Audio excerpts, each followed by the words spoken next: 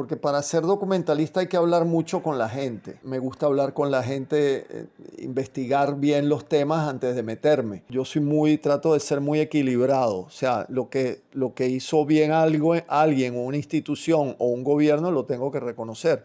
Y lo que hizo mal también lo critico. Y aquello fue la primera vez que ya no entraba en un espacio como el Teresa Carreño. Se llenó el teatro, fue el teatro grande, y se pasó allí la película en un homenaje muy lindo al Carrao.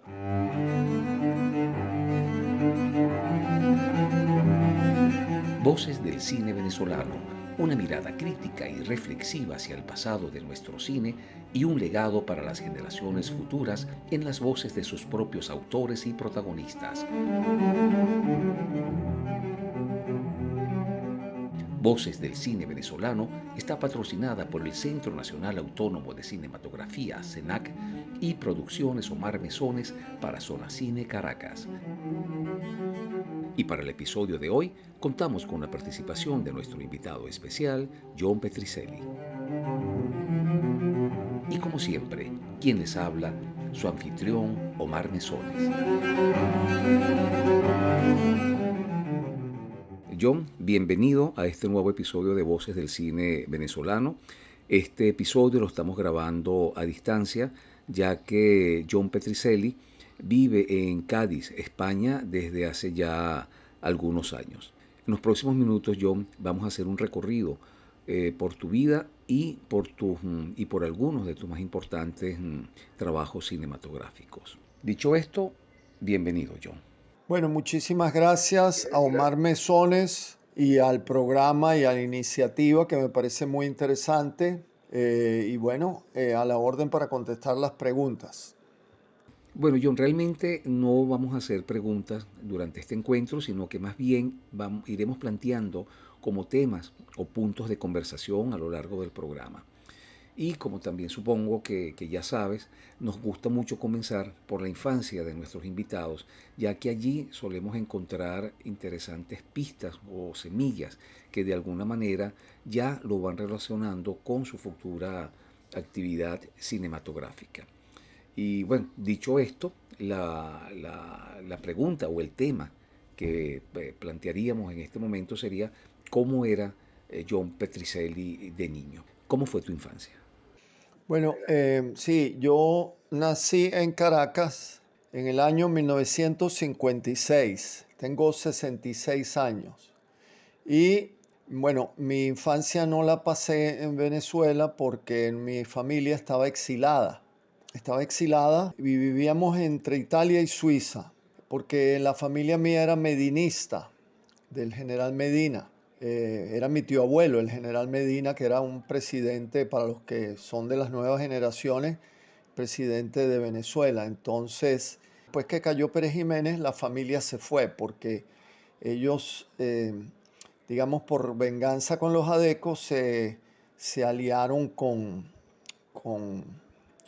con Pérez Jiménez. Entonces, al caer Pérez Jiménez, que yo tenía 2 años, nos fuimos a vivir a Italia y a Suiza. Y bueno, allí estuve casi toda mi infancia y volví a Venezuela para la adolescencia. Ahora, mi padre es ingeniero químico, era porque murió, y mi madre era también antropólogo, y no tenía nada que ver con el cine, pero hay un antecedente familiar interesante, que mi bisabuelo paterno era productor de cine en Italia, porque mi familia paterna es de origen italiano, no así mi familia materna. Entonces, este señor en los años 20 produjo una película que es muy interesante, la historia, muy loca, porque resulta que se llamaba El baile del Excelsior. El ballo del Excelsior. Era un baile en un hotel, y bueno, como las películas mudas, la gente entraba al baile, pasaban cosas, pero era como entre documental y ficción. El año 20, perdón, 29 no, 19. Fue justo después de la guerra. Y esa película, bueno, costó muchísimo dinero. Mi bisabuelo tenía negocios de los primeros automóviles en Italia, y las motos y escuderías y esas cosas de motos y tal, y se había gastado una, una suma muy grande en la película y la película fue un fracaso absoluto, no tuvo mucho éxito. Él esperó que terminara la guerra, Primera Guerra, para estrenarla, pensando que, bueno, la gente estaba ávida de bailes, de cosas, y resulta que el Ballo del Excelsior fue un fracaso tremendo. Entonces, claro, él estaba muy deprimido porque él realmente lo que quería era hacer cine, él no le interesaban los automóviles, las motos. Bueno, agarró sus rollos de película y los guardó en un desván, en un depósito de su casa, pensando, bueno, ya pronto el año que viene o en 2 años haré otra película, ya me meto en otra iniciativa. Y entonces tenía otro proyecto de cine, otro largometraje, pero la esposa le dijo, si tú vuelves a hacer una película, me divorcio. Bueno, no había divorcio en Italia, pero me separo, me voy con mis hijos. Entonces, entonces el bisabuelo no le quedó otra bueno, que dejar el negocio y seguir con sus motos y sus coches y las escuderías de moto y tal. Y un buen día, pasado un tiempo, quería ver la película Il Ballo dell'Excelsior y tenía su proyector. Me cuenta mi padre que de pequeño, su padre, que era el hijo de mi bisabuelo, recuerda, y mi padre recuerdan que el viejo tenía su proyector en ese momento proyectaba en 16 milímetros y cuando va a buscar la película no estaba, porque la abuela, para exorcizar a los demonios del cine, la había mandado a quemar. Aquello era nitrato de plata, yo me imagino que si no se quemó la pobre señora que le mandaron a quemar fue un milagro, no quemó la casa no sé cómo, porque la película ya no existía. Entonces, bueno, es por parte en el caso de algo que no sé si se hereda, bueno, yo no soy experto en genética, nada de eso, pero hay un antecedente familiar en producción y no fue muy afortunado. ¿Y de niño tuviste alguna relación directa con el cine? Ah, sí, sí, sí, sí. Había mucha relación en mi casa con el cine porque tanto mi padre como mi madre eran asiduos al cine y de la cinemateca. Mi madre fue una de las primeras personas que compró un equipo de Super 8. Claro, hacía películas familiares, pero las hacía con una narración interesante. Y íbamos mucho al cine y bueno, cuando viajábamos fuera de Venezuela, de muy joven, me llevaban a la Cinemateca en París, a la Cinemateca de Roma y veíamos muchas películas. Mi madre leía mucho sobre cine, mi padre también, pero un poco menos, era más hacia la ciencia y eso. Y también mi madre trabajaba en el IBIC, que era el Instituto Venezolano de Investigaciones Científicas con Marcel Roche, y allí había un departamento audiovisual, entonces yo veía muchísimas películas que hacían cuando hacían expediciones, los yecuana, los tal y tal, las expediciones de los antropólogos y en mi casa era frecuente encontrarse al profesor Cruixent, que era un antropólogo muy famoso catalán, español, catalán venezolano, perdón, y a otras personas, investigadores, etcétera, pintores, etcétera. Entonces era un ambiente propicio a las artes. En el año 1974 ingresas a la Universidad Católica Andrés Bello para estudiar comunicación social. ¿En qué momento de esa etapa universitaria el cine se te presenta o se te revela como una opción ya profesional? No, yo entré a la Católica porque no había cine en Venezuela en esa época. Para estudiar cine no estaba ni siquiera la ULA, nada, la Universidad de los Andes. Entonces yo entré con la idea de hacer periodismo, pero más que nada para entrar en audiovisual. Pero allí, bueno, primero que era malísimo la formación audiovisual, era muy pobre y los conceptos de los profesores y todo me parecía, para mí eran muy clásicos. Tuve problemas con algunos profesores, inclusive a nivel de enfrentamiento físico, con uno que se llamaba Marcos Reyes Andrade, que bueno, no le gustaba la visión de izquierda que tenían nuestras obras de teatro, nuestras puestas en escena. Hubo un problema que me agredió en una obra de teatro, fue muy fuerte. Bueno, yo decidí retirarme de la UCAP. Era el momento de UCAP libre, el momento de que la UCAP tomaba conciencia política en contra de las autoridades y bueno, un poco un movimiento por supuesto de izquierda dentro de la UCAP.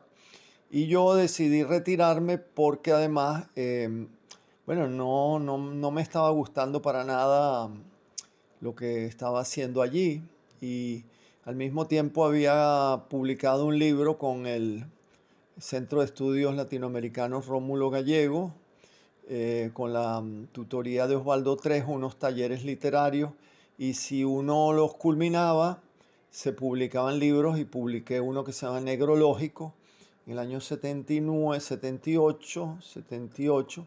Y entonces Osvaldo, que era un gran escritor y un gran amigo, como un padre para mí, me dijo, mira John, tú deberías estudiar algo relacionado con la imagen, porque tu prosa es muy visual y creo que puedes ser un muy buen cineasta. Ya yo tenía esa idea y me fui, bueno, tenía que convencer a mi familia para que me mandara a estudiar fuera cine. Y me fui a estudiar a la Universidad de Nueva York, NYU, New York University, y allí realicé mi primera película que se llama Negrológico.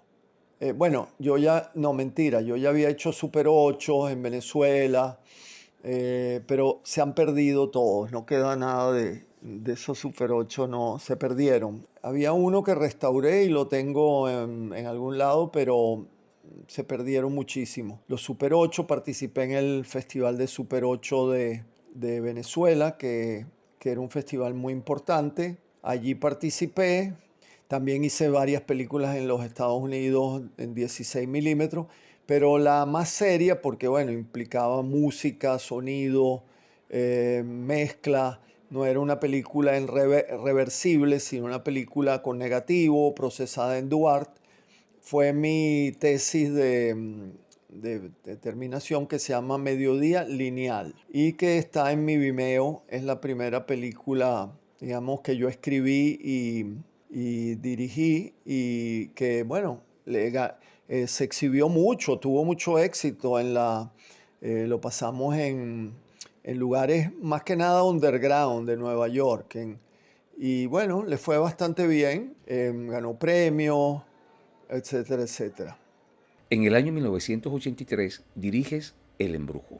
Bueno, yo después que terminé en la escuela en Nueva York, hice esta película al volver a Venezuela porque yo tenía interés en un edificio abandonado que estaba bueno, era una cervecería enorme, producía cerveza y una fábrica que se llamaba la Cervecería Caracas. Y estaba en el centro. Esa cervecería era muy grande, eran unas ruinas muy interesantes y yo tenía mucha curiosidad en filmar ahí.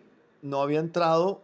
Nosotros logramos entrar con un permiso y filmamos en blanco y negro con un chico llamado Bogdan Disikiewicz, un polaco que había llegado a Venezuela en esa época. Él fue el director de fotografía, camarógrafo.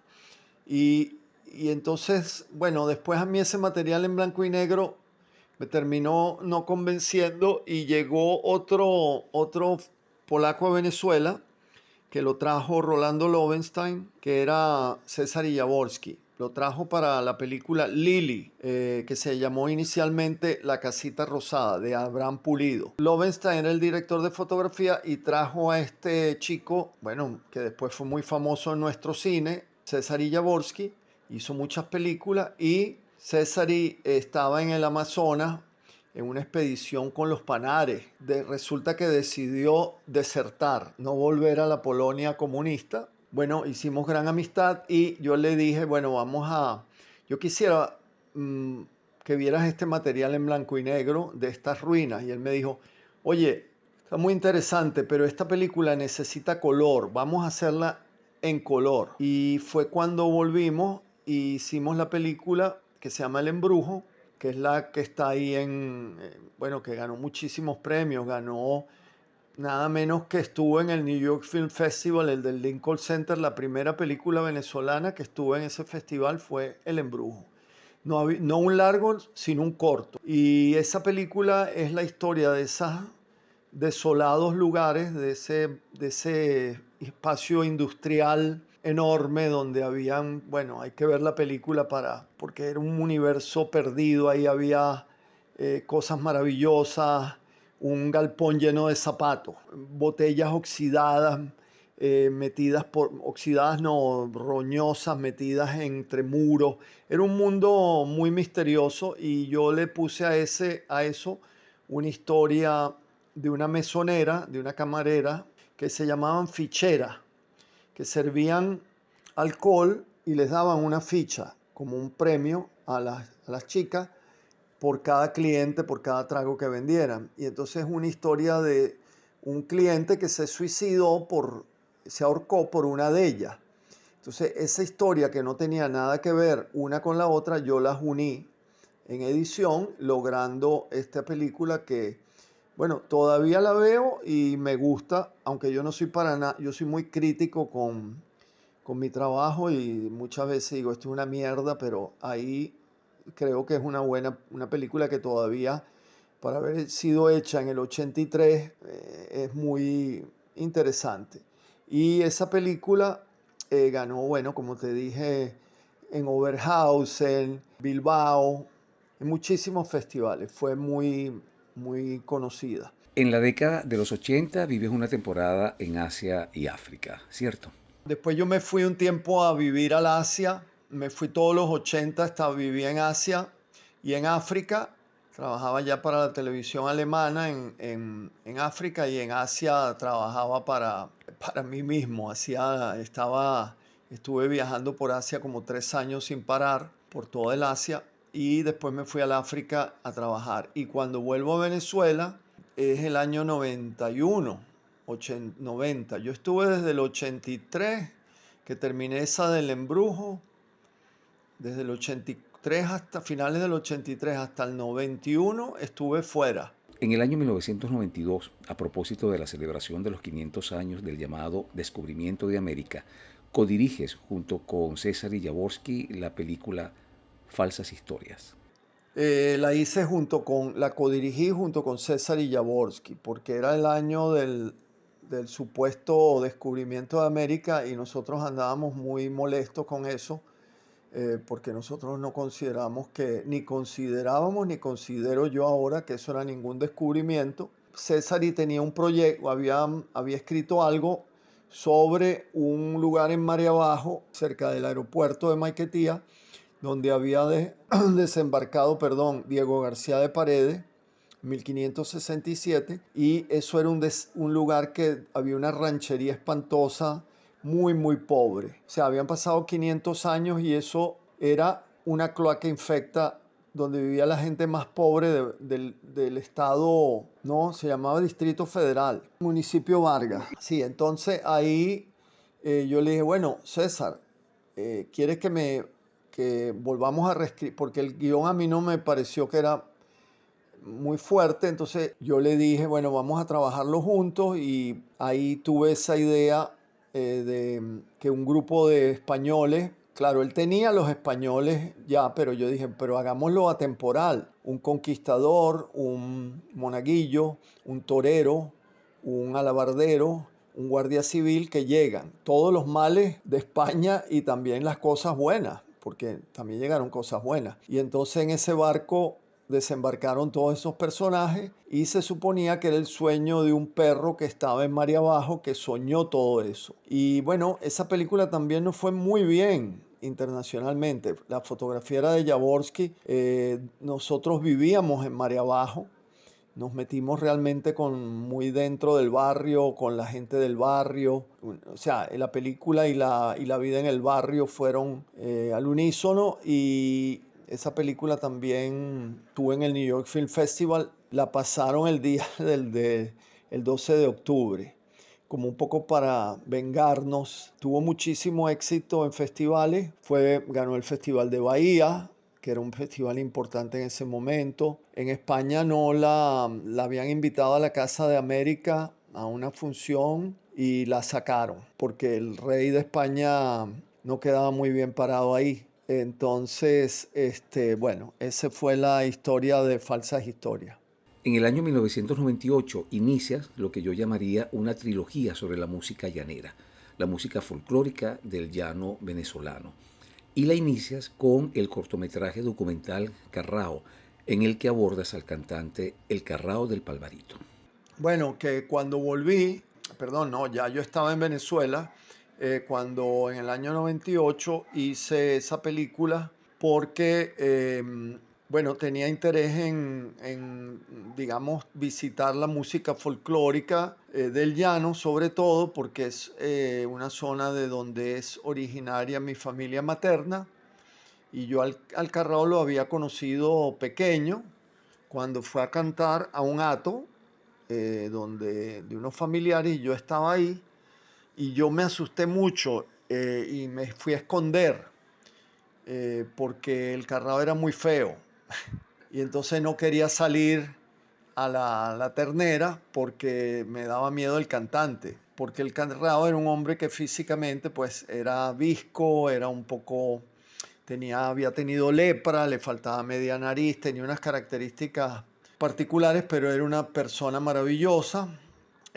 Y entonces, pues, esa persona maravillosa, decidí visitarlo en su casa en Barinas y le dije, mire, maestro, vamos a hacer un documental sobre usted, pero no va a ser una promoción, así un documental tipo reportaje, sino quiero que me cuente más sobre su vida, el llano, tal. Entonces hice ese documental en donde es como un retrato de, por eso cuando hice la sinopsis, hice las creencias, valores y costumbres del último llano, de esos llaneros que existían antes, que ya hoy en día ya no existen porque el llano también cambió, y un poco el retrato del último llano, como dice Luis Alberto Crespo, el poeta, en la misma película, porque yo entrevisté a algunos intelectuales que hablaron sobre la obra del Carrao, aunque realmente el Carrao es el que habla sobre él y sus amigos y otras personas,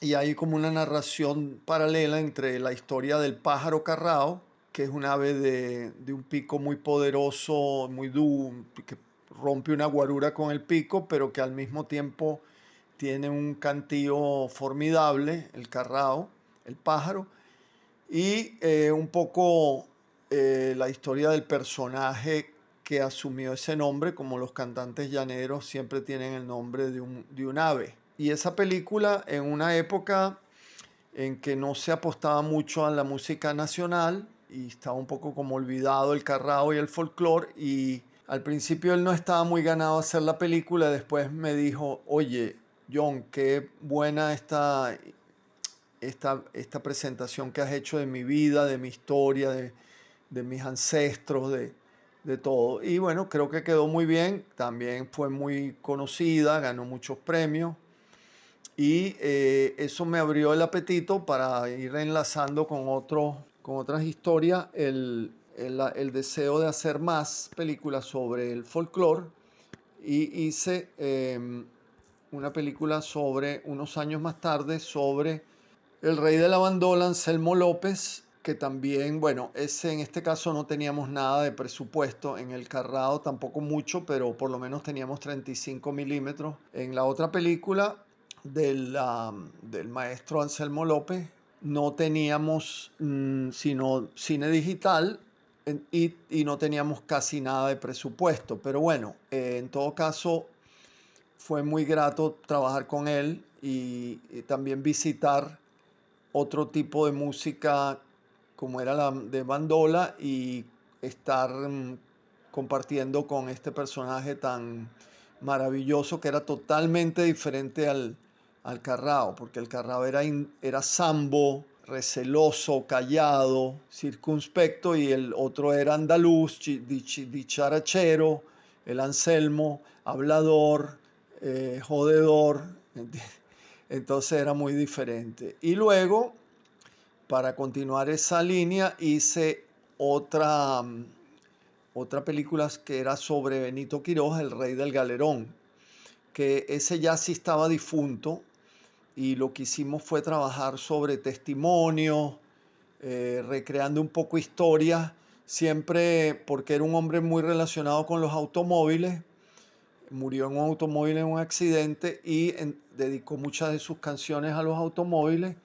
Y entonces lo que hicimos fue que todo lo hacíamos, las entrevistas, era en automóviles, la gente que hablaba de él, ese era como el reto que teníamos, hacer todo desde diferentes automóviles, que desde la época que él empezó desde su juventud hasta cuando murió en un Jeep antiguo, un Jeep viejo, en la Pica, Estado Monagas. Entonces esa es una trilogía que la recogieron en un DVD, la Cinemateca, que se llama Los Tres Reyes. Son documentales muy diferentes en cuanto a técnica y estilo, pero tienen porque bueno, por los recursos, por todo, por la misma condición de que el rey del galerón, Benito Quirós, estaba muerto, entonces no es lo mismo trabajar sobre un difunto, un cantante difunto, que sobre uno que está ahí. Y cada uno es como la personalidad un poco de cada uno de los personajes. Yo creo que el más poético, el más profundo es el Carrao y el que más me gusta, aunque no hablo mal de ninguno de los otros dos, pero el Carrao creo que un tono poético, un tono retrató ese llano que después pues ya pues se fue perdiendo y ya no queda sino quizás en los lugares más remotos. Tal como lo acabas de señalar, John, efectivamente la puesta en escena del documental El Rey del Galerón sobre Benito Quirós es realmente muy interesante. Los dos entrevistados que se encargan de rememorar y revivir la imagen del Rey de Galerón siempre están montados en un auto en movimiento, un auto descapotable además, lo cual estoy seguro que le produjo más de un dolor de cabeza al sonidista. Sin embargo, el sonido de esas conversaciones es impecable. Por otra parte, la conversación entre estos dos personajes se desarrolla con tal naturalidad y frescura que es difícil notar la mano que los guía y los está dirigiendo durante el diálogo que mantienen a lo largo de la película. El sonidista del Rey del Galerón fue Dani Rojas, de los hermanos Rojas. Es increíble porque todo el mundo comenta, inclusive en festivales internacionales, decían, pero bueno, ¿y ustedes doblaron eso? No, ese es el sonido del auto. Pero bueno, ¿y dónde estaban esos micrófonos? Estábamos todos escondidos en el suelo del coche. Tanto Dani como yo estábamos ahí metidos con el monitor. Bueno, eran coches muy amplios, los coches de antes, y se podía. Entonces ahí estábamos todos escondidos. Había un personaje que era como el narrador, que conocía mucho la vida del rey del galerón, que falleció recientemente, que era el señor Jesús Colmenares, a quien fue un gran amigo y en todas las películas me ayudó mucho con los derechos musicales. Era de allá de Barquisimeto y conocía mucho sobre la vida de Benito Quirós. Las conversaciones, un poco, yo sugería el tema, no estaba escrito, pero lo sugería y este señor que era una maravilla, murió este año, era el presidente de Avimpro, de la Sociedad de Folcloristas. Yo le daba como era muy bueno, porque él era un hombre muy, sabe, era un excelente presentador de shows y de cosas, él podía hilar muy bien. Y luego los otros, yo les hacía las preguntas y hacía varias tomas y después escogía. Y así iba uniendo lo que contaban. Cuando yo veía que no eran tan buenos narradores para contar una historia, entonces lo que hacía era que yo repetía el viaje en el coche varias veces y ahí iba tomando pedazos. Muchas veces no son la misma conversación, es otra conversación con los mismos planos, con los cortes y unos cortes a la radio, que también es importante en la oída de este señor, y entonces así los íbamos montando. En el año 2007 diriges el largometraje documental María Lionza, Aliento de Orquídeas, una película que considero muy difícil, no solamente en términos de producción, sino por haber logrado penetrar y abordar una comunidad religiosa o espiritual bastante hermética como para dejarse retratar en una película. Esta historia de María Leonza es curiosa porque yo me interesé en esto porque hubo una historia con un coche que me prestaron. La paré en la Florida, frente a la antigua sede, creo que era de la ANAC. Como sabía que había muchos robos y el carro era prestado, no duré más de 20 minutos. Y cuando salí, el coche estaba abierto, olía a tabaco, como que si se hubieran fumado un tabaco, y el tabaco estaba apagado en el cenicero. Y cuando me percaté, el dueño de la camioneta tenía una imagen de María Leonza en la guantera. Bueno, yo no entendí nada. Yo estaba contento que se salvó la camioneta. Pero entonces resulta ser que me pongo a investigar porque me llamó mucho la atención y digo, bueno, ¿y qué es esto? Y hablé con un tipo, porque para ser documentalista hay que hablar mucho con la gente. Me gusta hablar con la gente, investigar bien los temas antes de meterme. De hecho, María Leonza tuvo una investigación fuerte porque yo gané el fondo del Festival de Ámsterdam, que se llamaba en ese momento Han Brichman, ahora se llama Bertha Fond. Lo gané y con eso hice toda la investigación. Pero entonces lo que me llevó a hacer la película es que hablé con un PTJ y me dijo, no, lo que pasa es que cuando los malandros vieron la imagen de María Leonza, seguramente esos malandros estaban cruzados con María Leonza. Cruzado es que tú te dedicas a la reina en cuerpo y alma y le pides protección. Y tú no te puedes robar un coche de otro María Leoncero porque te estás empavando.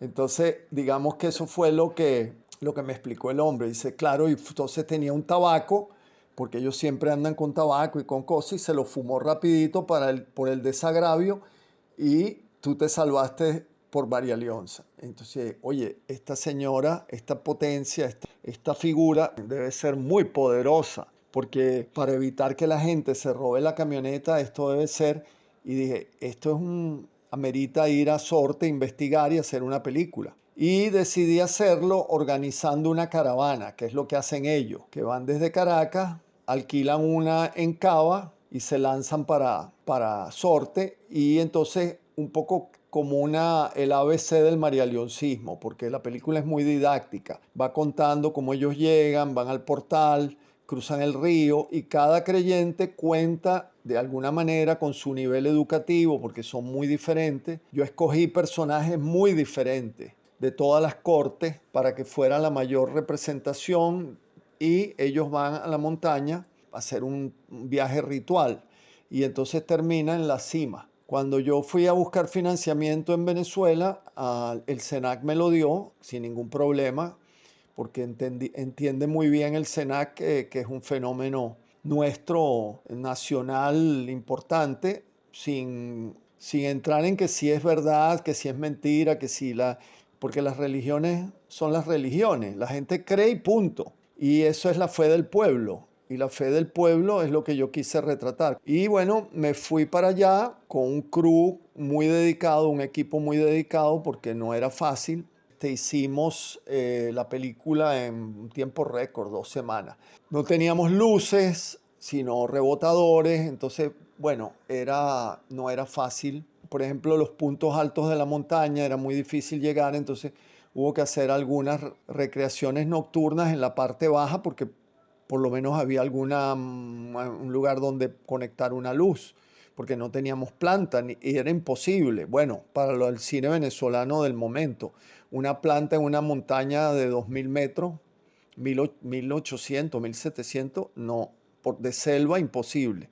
Y bueno, no fue fácil porque, bueno, mira, era una zona muy aislada, muchos mosquitos, mucha gente se enfermó del estómago, tuvieron problemas, pero bueno, la experiencia con los creyentes fue maravillosa, y yo no quería mostrar las cosas negativas del culto, porque eso ya lo veías mucho en Radio Caracas, en las televisoras, la gente tragando fuego y rajándose la lengua.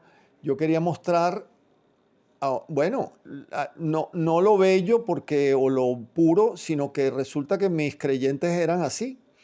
Y entonces es muy espiritual, es un viaje espiritual muy bonito y del cual estoy muy orgulloso porque, bueno, esa película también estuvo, por ejemplo, en el Festival de Múnich, estuvo en el Festival de Ámsterdam, un festival muy importante, estuvo en varios festivales europeos, estuvo por la televisión europea y, bueno, lleva en alto el tema de María Leonza, que algunos críticos dijeron que era, ¿cómo era? Ron, tabaco y vela, pero como una cosa como despreciativa hacia el tema, porque bueno, esa idea de que la identidad nacional no vale mierda, ahora ha cambiado, gracias al chavismo cambió y hay que reconocerlo. El chavismo le dio un vuelco total a la comprensión de los valores de la nacionalidad. Quizás también yéndose a un extremo, yo creo que pasándose. O sea, también llegando a lo ridículo en algunos casos, ¿no? De cambiarle los nombres a las autopistas y tal y tal. O sea, ¿entiendes? Sí hubo una revaloración importante de cosas que después del 98, y yo lo decía, me decían chavista, a mí no me importa. Yo trato de ser muy equilibrado. O sea, lo que hizo bien alguien o una institución o un gobierno lo tengo que reconocer. Y lo que hizo mal también lo critico. Yo no me comprometo con ningún bloque de nada, sino veo las cosas. Y, por ejemplo, la recepción del Carrao o la recepción de María Leonza, el Carrao, bueno, yo le vendí la idea de que se había muerto el Carrao y que había que hacer se lo mandé al ministro de Cultura, que se llamaba Farruco.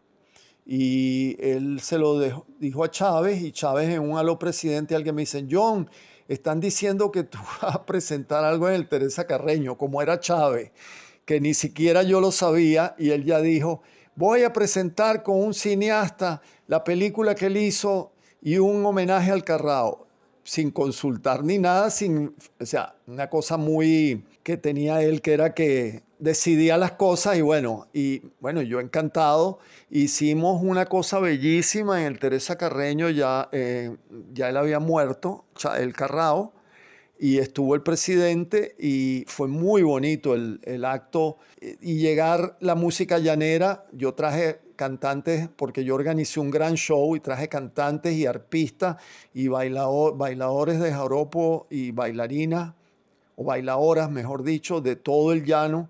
Y aquello fue la primera vez que el llano entraba en un espacio como el Teresa Carreño. Se llenó el teatro, fue el teatro grande y se pasó allí la película en un homenaje muy lindo al Carrao. Y luego, unos años después, con María Leonza, Benito Iradi me dio la José Félix Rivas y los María Leonceros entraron al Teresa Carreño, hicieron sus capillas magnéticas, pasearon a María Leonza por el Teresa Carreño en una procesión, se montó un altar en la sala, se pasó la película. Y entonces estas son apropiaciones que el pueblo hace de espacios que antes un alpargatúo o un María Leoncero no podía acceder. Y para mí eso es importante y significativo y positivo. Lo haga Chávez o lo haga cualquier presidente o cualquier institución, me parece positivo. Entonces, ese fue para mí la mejor época para la cultura nacional, para la cultura popular, digamos popular. Fue muy importante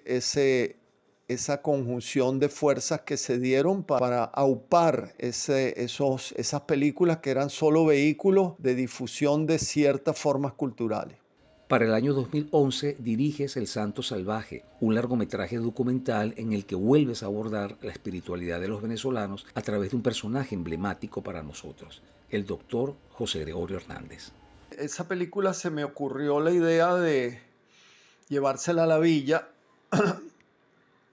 y decirle, mira, ¿por qué no hacemos una película sobre José Gregorio Hernández, pero desde el punto de vista de la espiritualidad popular, en base a las experiencias que yo había tenido con la corte médica de María Leonza en la montaña? Pues dije, bueno, mira, este es un personaje interesante y había el lío en ese momento, que si lo canonizaban, que si no lo canonizaban, que tal y tal, que por qué no lo canonizaban.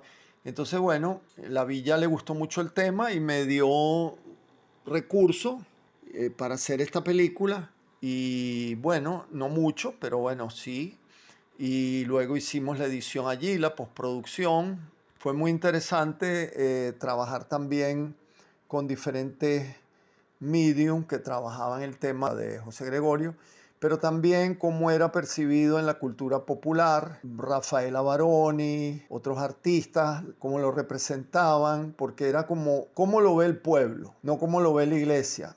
Y también entonces un poco por qué no ha sido canonizado, porque no es un santo que está en los altares, porque no tienen dinero, no son los seguidores del Opus Dei de Escrivá de Balaguer que tienen mucho billete. Entonces claro, eso fue como dijo un cura ahí que muy simpático, un cura viejo que estaba yo creo que se murió también, el padre Vaz, que decía, la canonización de Escrivá de Balaguer iba en Ferrari y la de José Gregorio iba en carro de ruedas, porque no había dinero detrás de... Era la fe del pueblo y la fe del pueblo no tiene billete, no tiene, ¿entiendes? Entonces, un poco eso y bueno, yo traté de mostrar las diferentes facetas. La cosa con la iglesia no fue nada fácil porque la iglesia, cuando yo entrevistaba a los obispos y a los que estaban relacionados, salvo este señor que estaba en el ancianato,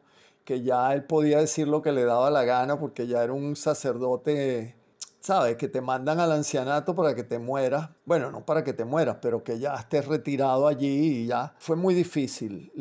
Yo me di cuenta que mentían desde que empecé a entrevistarlos. Tenía el pálpito de que ocultaban algo.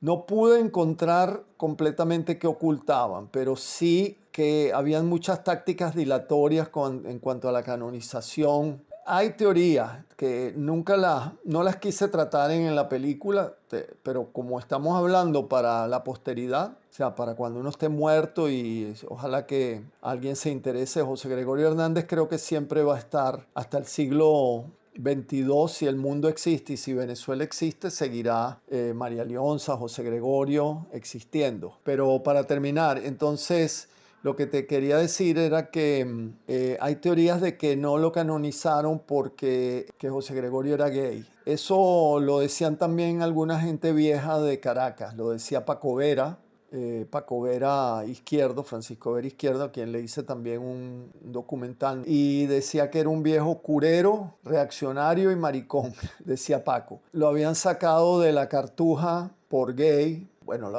él se retiró, lo retiraron porque no pudo. Hay muchas historias, pero Amodio, el investigador a quien yo entrevisto ahí, dice que tiene cartas que evidencian que José Gregorio Hernández era homosexual. Yo ahí no quise entrar, primero porque no había base documental sólida y porque es un tema primero que no a nadie le interesa, según cuando hablamos sobre el abordaje. La villa fue muy respetuosa. Me dijo, bueno, si quieres hablar de eso, John, habla. Y yo le digo, no, pero es que hablar de eso va a perjudicar al santo, a José Gregorio, y va a perjudicar en la causa LGBT, porque yo estaría como descalificándolo. Él es gay y por tanto no puede ser santo. Entonces preferí ese tema no tocarlo. Alguna persona lo investigará en el futuro, no sé, pero bueno, esa película fue muy grata hacerla porque, bueno, fue una experiencia, los entrevistados eran de lujo todos y fue muy interesante. En el año 2012 diriges tu primer largometraje de ficción, El relajo del loro.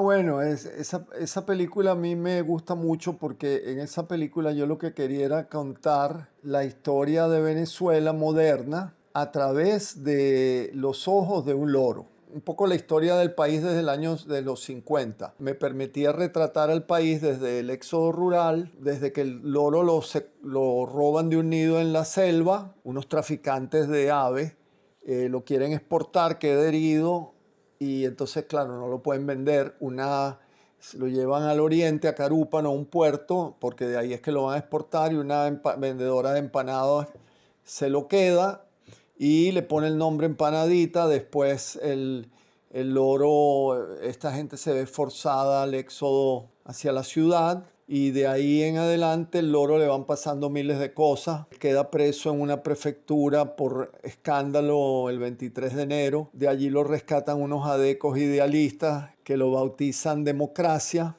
La vida con los adecos, primero ellos son muy idealistas, pero luego se vuelven poderosos dentro del partido, lo nombran ministro y gracias al loro, porque el loro aprende a cantar el himno del partido y resulta, y eso lo congratula con el ministro, y resulta que el loro le pasa de todo, los adecos caen en desgracia, se vuelven corruptos, pierden todo, gana Caldera, entonces bueno, el loro lo venden, lo compra un gay, un mantuano gay arruinado, venido a menos, y termina en un psiquiátrico, donde está recluida Dilia Castillo, que es su última dueña. Y el loro porque el loro desde pequeñito tuvo una mala experiencia con un gavilán, cuando estaba en el nido. Entonces, cuando la Dilia Castillo empieza a cantar Gavilán, Gavilán, Gavilán, el loro le da un ataque de ansiedad y sale volando del psiquiátrico. Y bueno, queda cimarrón. Esa película lo que pasa es que lamentablemente el final era mucho más complejo. El loro se volvía un loro cimarrón, se encontraba con un tucán malandro y unas garzas que se prostituían a orillas del Guaire, que eran todas aves cimarronas, y se hartaba de eso. Vivían en el Cementerio General del Sur en un árbol que se llama el árbol de las casitas, ese es un árbol de un espíritu. Entonces ahí una guacamaya fugitiva alquilaba a las aves cimarronas, le alquilaba las casitas para que vivieran. Pero eso, no vamos a decir tampoco quién, pero me hicieron un trabajo pésimo de animación. Venezuela en ese momento no tenía la tecnología. Se grabó, se hizo todo, pero bueno, yo ahora la verdad que estoy arrepentido. La directora de fotografía y el colorizador tenían una campaña que eso era de muy mala calidad, que no era, que iba a arruinar la película. Hoy en día yo lo hubiera dejado porque creo que la historia continuaba. Entonces de pronto tuve que cortar en que cuando se escapa de Adilia Castillo, decide volver a la selva, que también está bien. No fue fácil porque era una película que tenía muchísimos actores, muchísimas épocas, el vestuario cambiaba, los coches cambiaban y nosotros teníamos un presupuesto pequeño. Y los loros, no es fácil trabajar con loros. Los americanos dicen ABC, Animals, Boats and Cars, animales, botes y coches, que es lo más difícil del cine. Pero yo diría IL o P en inglés, parrots, loros. Los loros son como unos niños de 5 años.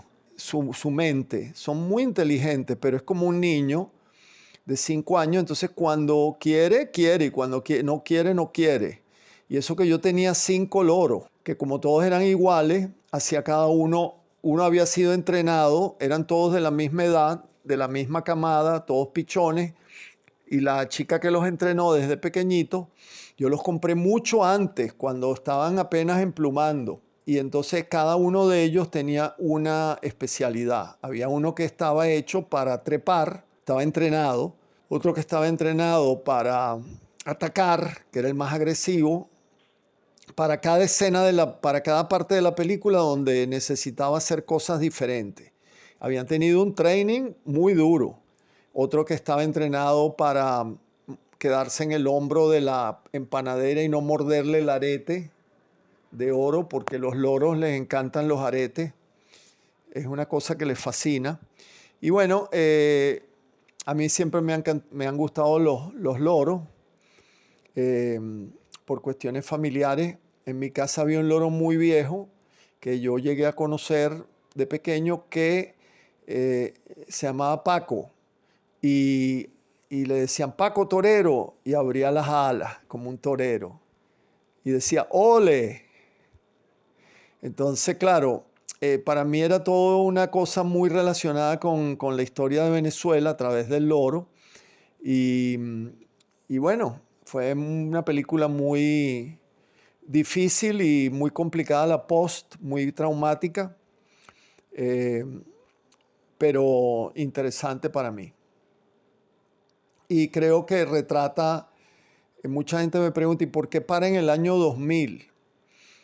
Bueno, porque ahí termina un 99, 2000, termina un ciclo de la historia. Después empieza otro y la historia es cíclica. Entonces, claro, empiezan los revolucionarios, los adecos, que son idealistas, que creen en la democracia y que quieren hacer cosas maravillosas y después se vuelven unos bandidos. Entonces, bueno, ahí se puede uno imaginar que el ciclo de la historia pudiera volver a repetirse o no, pero yo no quería meterme en cuestiones, o sea, la actualidad es muy difícil de ficcionalizar sin que quede, sin que se vuelva algo como muy caricaturesco o muy sectario, porque uno tiene entonces que tomar partido. Yo prefería hablar del pasado, pero como hacían los soviéticos, los cineastas soviéticos y sobre todo, y los cubanos todavía lo hacen, que hablan del pasado, pero están hablando de lo que pudiera pasar en el presente.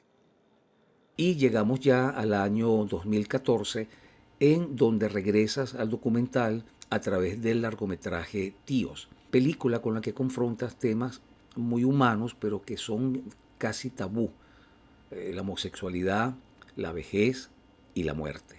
Justamente cuando yo estaba en Ámsterdam, en el Festival de Cine, mostrando María Leonza, cuando volví de Ámsterdam, había muerto un tío mío gay, mayor, que tuvo una vida muy desdichada, bueno, muy feliz en un principio y durante muchos años, pero su vejez muy terrible. Y decidí contar su historia, pero entonces también me pareció un poco, a mí no me gusta hablar mucho de, ¿sabes? Que fuera una cosa muy personal, porque el cineasta tiene que estar hablando de su historia personal, a menos que sea una historia muy interesante. Entonces decidí buscar otras historias de adultos mayores homosexuales y contar de muchas clases sociales y un poco seguir esa historia esa estructura de la ronda, como en María Leonza, que son diferentes personajes de diferentes clases sociales, y aquí es igual. Entonces está el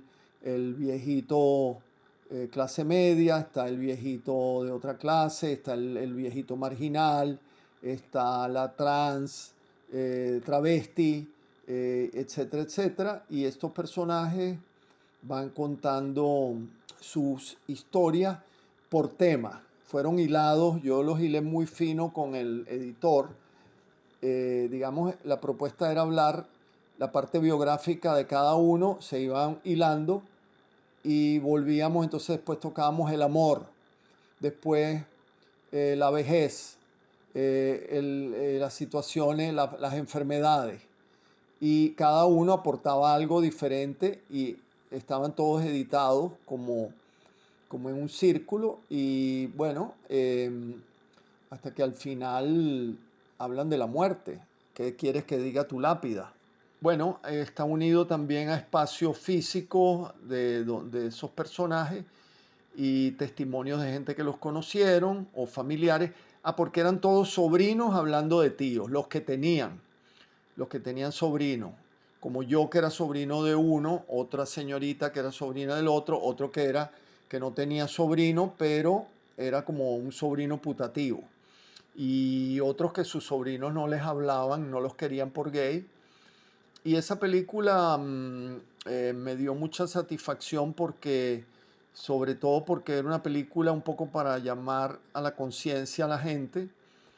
Y después que estuvimos estrenando por toda Venezuela, en la gira de medios, mucha gente cuando salía de la película, que me reconocía porque yo ahí hablaba, yo era entrevistado me entrevistaba yo mismo, a mí mismo, me decía, ay, oye, yo tengo un tío así, yo tengo años que no lo llamo, pero me conmovió tanto esta película que ya voy a pedirle perdón y vamos a hacer las paces. O yo tengo un hermano así, lo voy a llamar, quiero hacer las paces con él, no se merecen, no sabía que fuera tan duro. Y bueno, entonces fue humanamente muy bonito hacer esta película.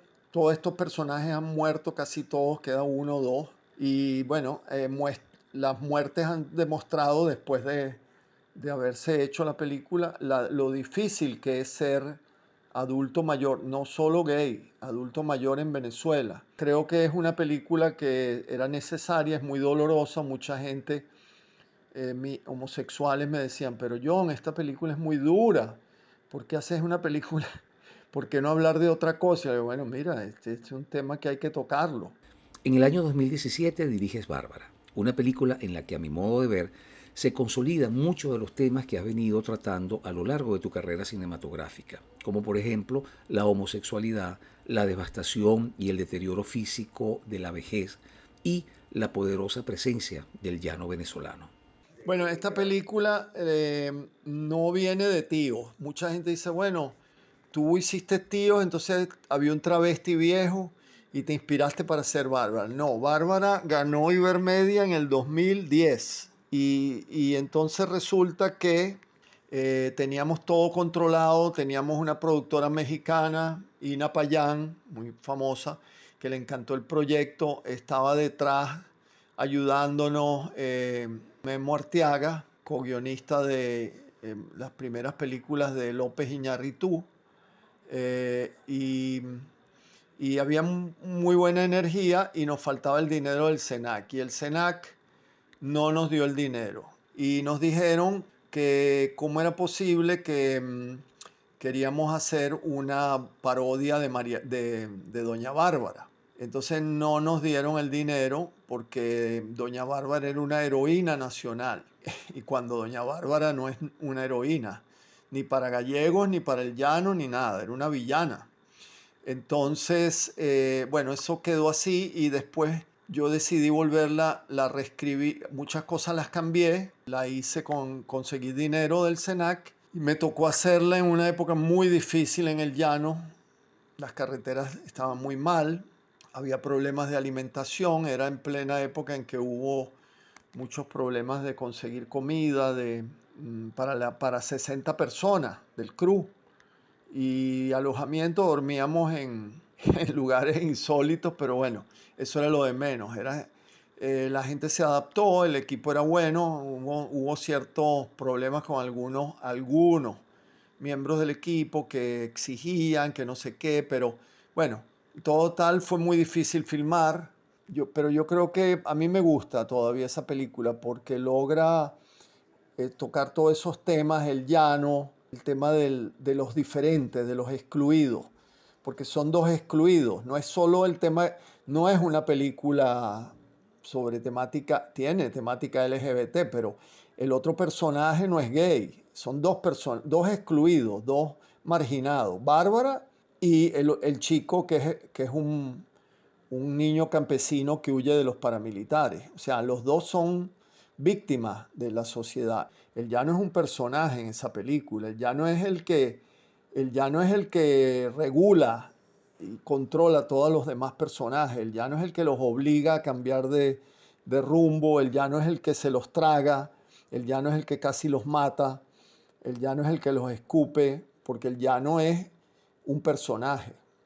Y bueno, fue muy interesante la experiencia. Esa película también ha estado en muchos festivales. Se vende mucho, increíblemente, en televisión, en las plataformas, en los Estados Unidos. Y bueno, y sí, es mi último largo en Venezuela y después yo salí de Venezuela. Y llegando ya al presente, John, al 2023, ¿cuáles son tus planes? Después que me fui de Venezuela, he estado escribiendo, he publicado un libro aquí, ahora voy con el otro, de ficción, de prosa, pero he estado haciendo cortos. Trata de ver ese que se llama Inmaculada, que me parece que es interesante, y pronto tendremos otros. He estado produciendo cortos por mí mismo, independientes, autofinanciado o consiguiendo dinero por aquí y por allá. Tengo varios documentales largos que vamos a hacer este año también autofinanciados. Y quiero hacer un proyecto bueno, estamos tratando de hacer un largo que estamos entre México y España, vamos a ver.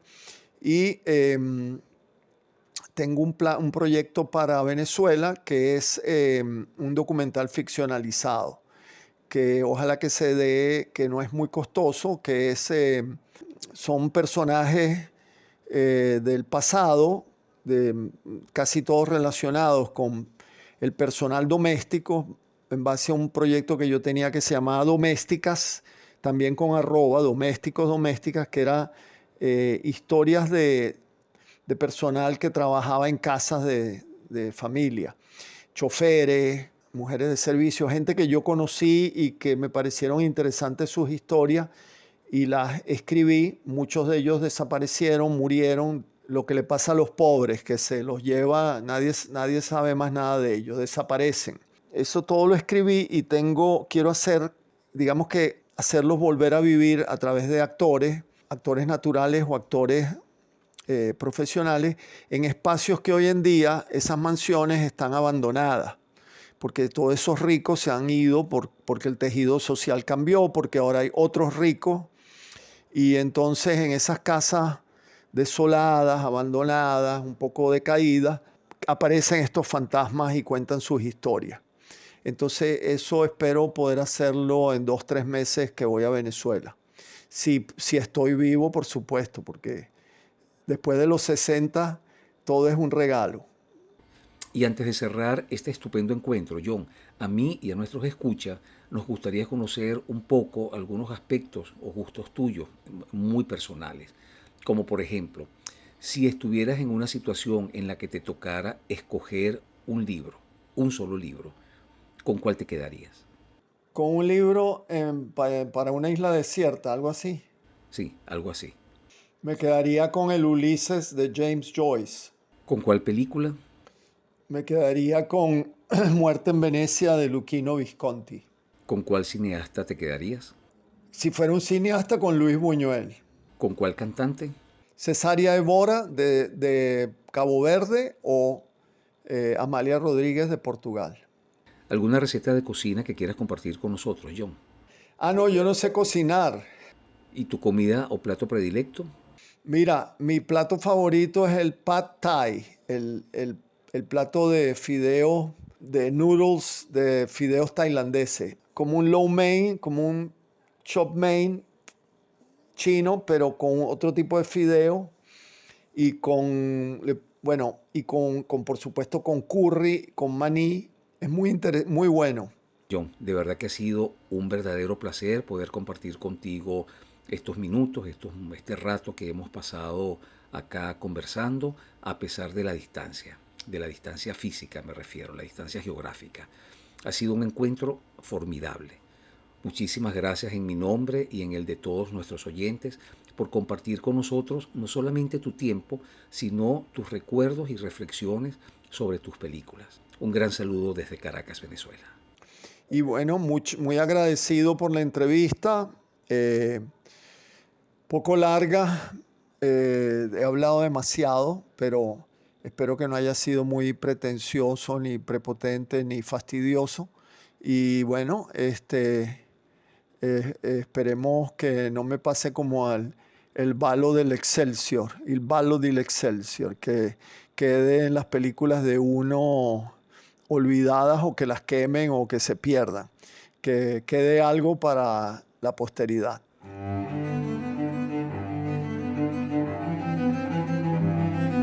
Voces del cine venezolano, una mirada crítica y reflexiva hacia el pasado de nuestro cine y un legado para las generaciones futuras en las voces de sus propios autores y protagonistas.